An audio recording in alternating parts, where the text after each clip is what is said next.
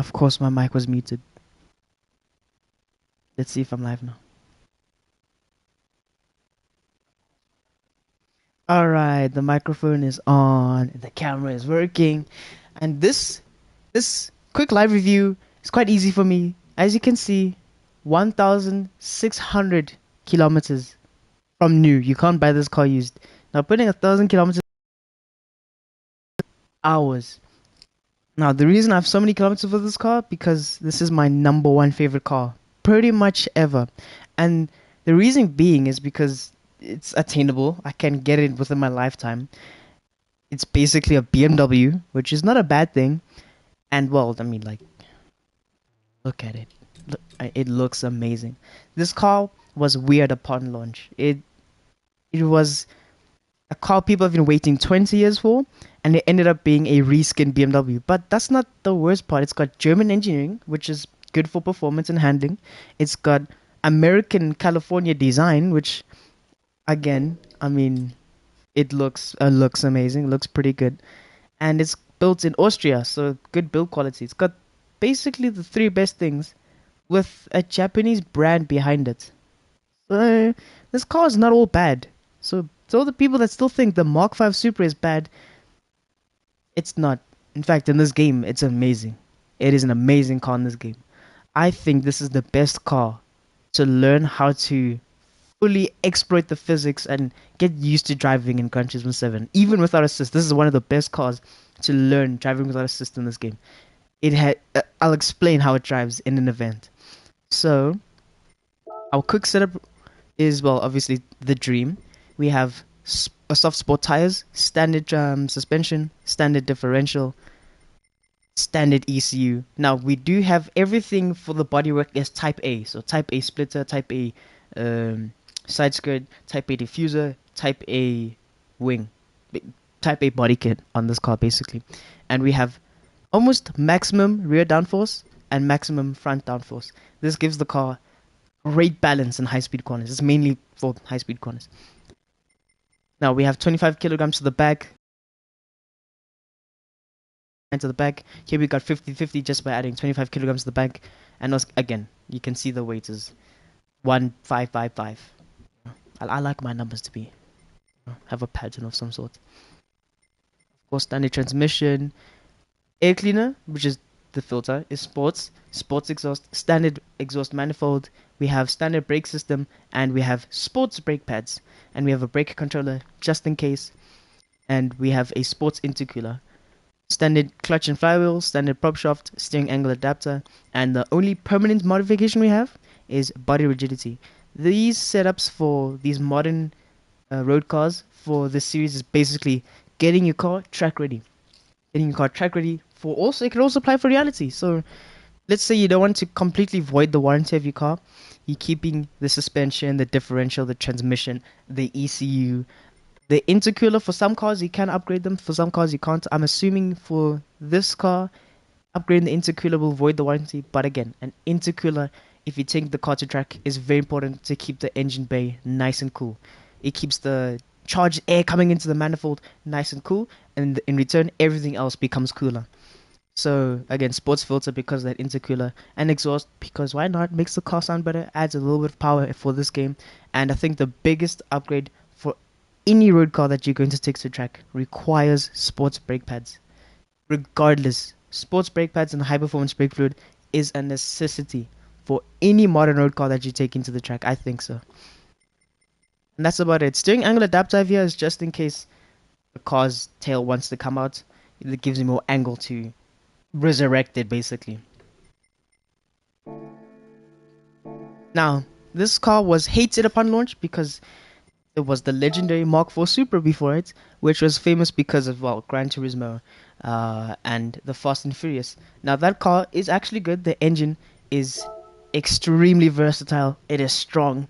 Basically, you can run it to humongous hundreds of horsepower on stock block pistons and stuff. But if you're going to go to this 2,000 horsepower, even 1,000 horsepower, you might need a rebuild.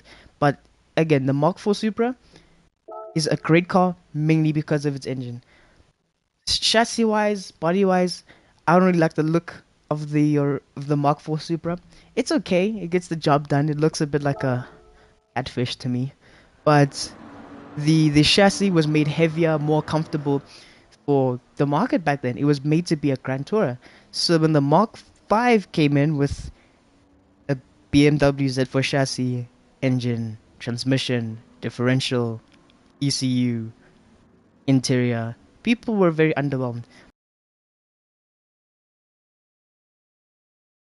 Was very well received. It was like, wow, look at this proper sports car from BMW. It drives so well. It's comfy. You can use it every day.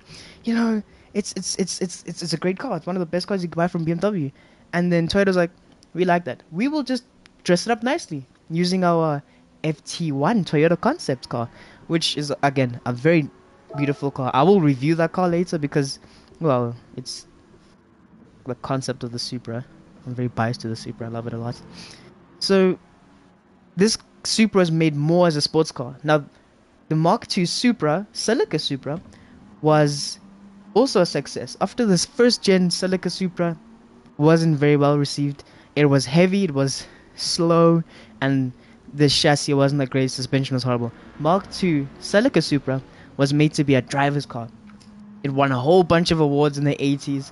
You know, it was nimble, it was quite fast. I mean, they rated it better than Porsches back in the 80s, which is astounding. So I think the Supra, the Mark V, takes the spirit of the Mark II, which is more of a sports car chassis, more drive involvement. But I guess the technology of the Mark III. Now, the Mark III was the first turbocharged Supra. It was the first Supra to use only the Supra name, and was the first turbocharged inline six Supra. And it had like adjustable suspension in terms of the dampers. You know, it was made a little more everyday usability. So I think the Mark V Supra is literally just Mark II, Mark III put together with, you know, new design, new technology, and using a foundation that works. Toyota knew that BMW has been using this foundation, and it just works. But enough rambling.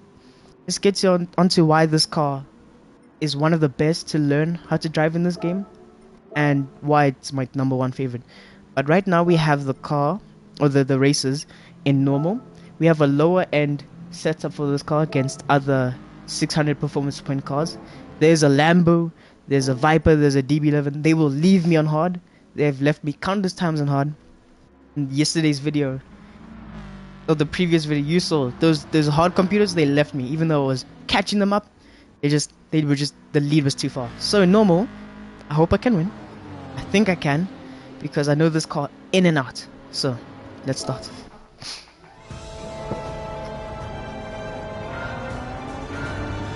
We have a radar ready.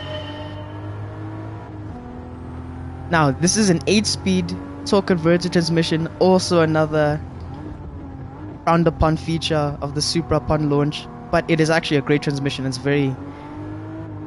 The ratios for this in this game are spaced very well. The car is always in power, but that's not really a problem of this generation of the Supra. The engine for the 2020 version of this car, the turbo is so... Oh my lord, I broke too late. It's fine. Alright, the turbocharger for the 2020 version is very responsive. There's almost no lag, and the power band is almost completely flat. So this transmission with this car, the stock transmission, works well because it's always on power. And when a car is always in power and it's very linear, you have more control over the throttle. It makes the car more predictable. And when a car is more predictable and controllable, your lap times in turn will be much faster. Now, I'm also not using any assists except ABS, so no traction, no counter steer, no stability, just ABS. And this car is a very good base to learn the extreme points of handling a rear-wheel drive car. So the engine's in the front, it's rear-wheel driven. I broke too late again. Oh my lord, I'm so used to the stronger brakes. Should I restart? Maybe I should restart. Nah, we'll continue on. I'm used to the racing brakes. These are the standard brakes. So with this car, I think brakes are a necessity. I 100% think you need brakes for this car. Get out the way. Also, I think a height adjustable sports suspension can really sort out this car's body roll and lean. And look at that, it's leaning, it's rolling. A height adjustable suspension will settle it down much better. It won't completely alleviate the roll. A fully customizable suspension will almost make this car not roll in any way or shape or form. It's just very stiff. But a height adjustable sports suspension is also a great upgrade for this car. Also, it's a B58 BMW engine. It sounds pretty good. It's a single turbocharged 3-liter inline 6. With this setup, it makes about, I think, 412 horsepower. That's a lot of power for a car that weighs 1.5 tons. And again, the chassis for this car is great. It just responds. Now, another thing with the height adjustable sports suspension is that the feel you get through your steering wheel is going to be much better. You'll feel much more with that suspension. The normal suspension, again, you can see it's made for the street. It's loose, it's wallowy. There's almost no feel through my steering wheel except when I'm braking intensely or cornering really hard.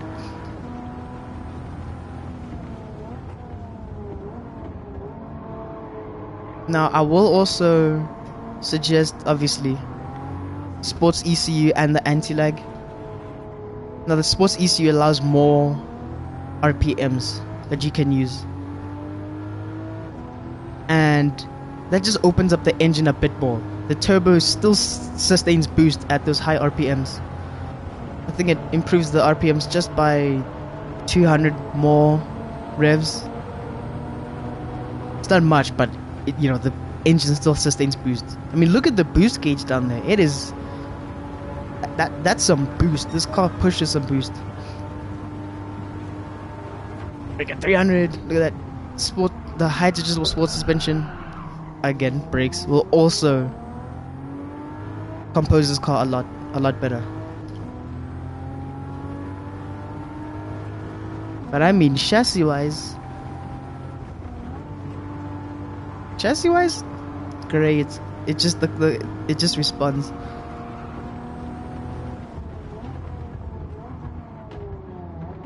Yeah, the suspension is necessary. Also, another thing with the suspension, it allows the car to rotate while braking. Let's say you're braking hard into a corner and you turn the steering wheel.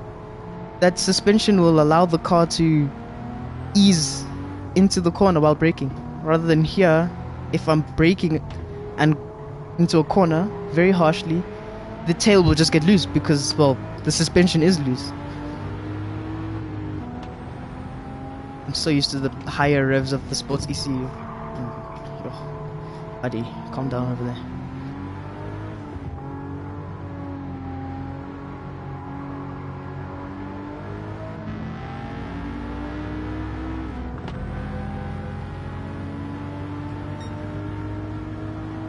This is a great sounding car. It's not the best, but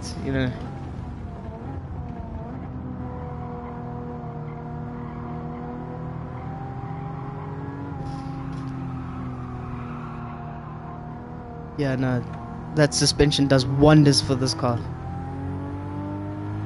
Also the brakes, but I guess you can say that about almost every modern sports car that you play in Gran Turismo. It's mainly suspension and brakes that are necessary, not power. Modern sports cars in Gran Turismo have more than enough power to counteract the weight, keep up with higher end cars. It's just suspension and brakes is what makes a car much better. Look at that, look, the suspension is loose, the brakes not that great. I am so used to the other setup that I have with the strong brakes and suspension.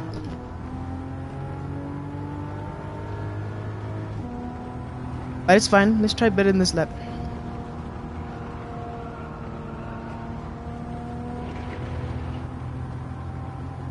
Brake kept it 300. Nice and hard. The brakes are still being overwhelmed by the speed.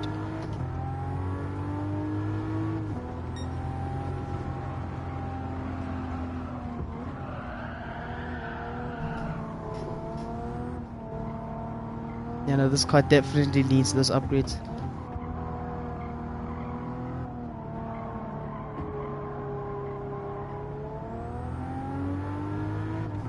Now traction out of corners is also really good in this car.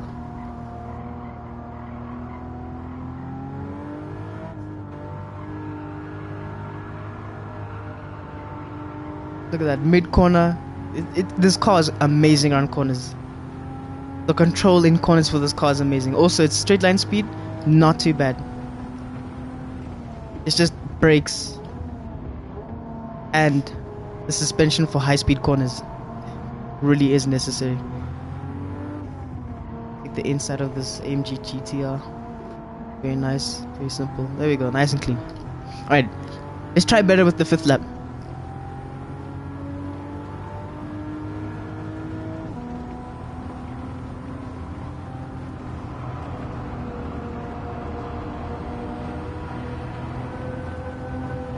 Are we gonna keep up with this Aston? We were.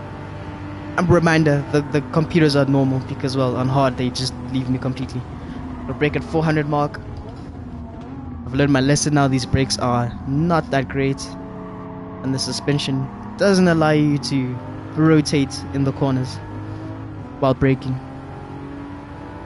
Come down fast here, carry insane speed, tap the brake a bit, and tap again because the computer is slow and stupid. And we're gonna brake there. We're gonna come around. 300. Oh my lord! The Aston just came from behind. It's fine. It's fine.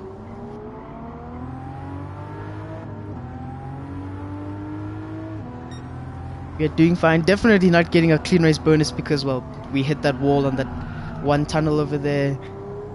That Subaru came and clipped us, and, well, the Aston really just almost spawned behind me while I was braking.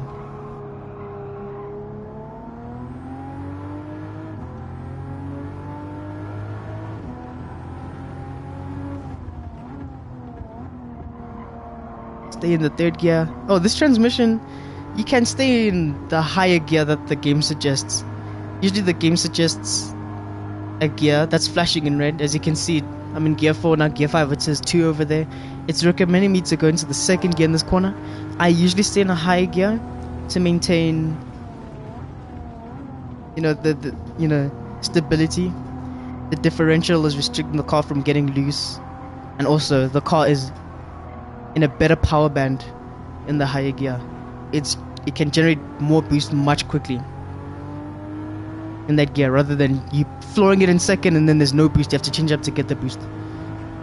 So staying in a higher gear for this car can help you get high boost much quicker than having you to shift to get the boost.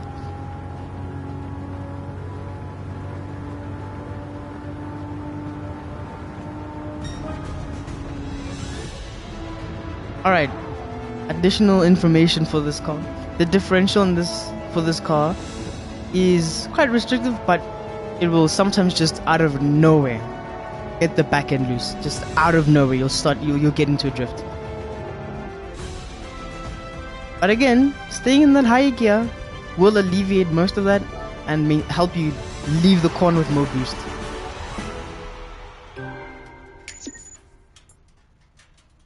Now I did win, but with terrible driving.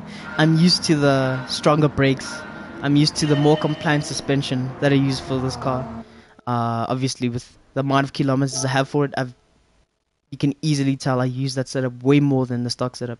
And that shows what this car really needs. This car needs suspension, namely height adjustable, sports suspension, racing brakes. It can be any racing brake. I use the carbon ceramics because they look cool, and the racing brake pads. Anything else? I don't think this car needs anything else except Those two components is needed to get this car much more sorted. But it's a great base to learn how to really experience the simulation of Gran Turismo. The car will easily oversteer, it will understeer. The differential is restrictive, but it will just let loose out of nowhere. That kind of teaches you to recover with quick response. This car also teaches you what modifications can do to a car. I have another Supra that is fully modified, all the engine tuning, all the bodywork, all the racing stuff, and it's an insane car. It's almost GT3 or Group 3 level. It's insane. But on a stock level, this car is amazing. I say just buy it. Just get this car for this game. Learn with it. And once you learn with this car, get more front rear wheel driven cars. Just this is a great base to learn this game. But again, it kind of needs height adjustable. As you can see here, I have a preset already. And it needs those humongous brakes. I also have an ECU here and some anti-lag and a sports clutch. Just to make the gear changes a bit smoother. But that's all this car needs for it to be a formidable car against other cars on a stock level, you know, not using weight reduction, not using a rebuilt engine. This car's amazing. So I think that concludes my quick review of the Toyota Supra.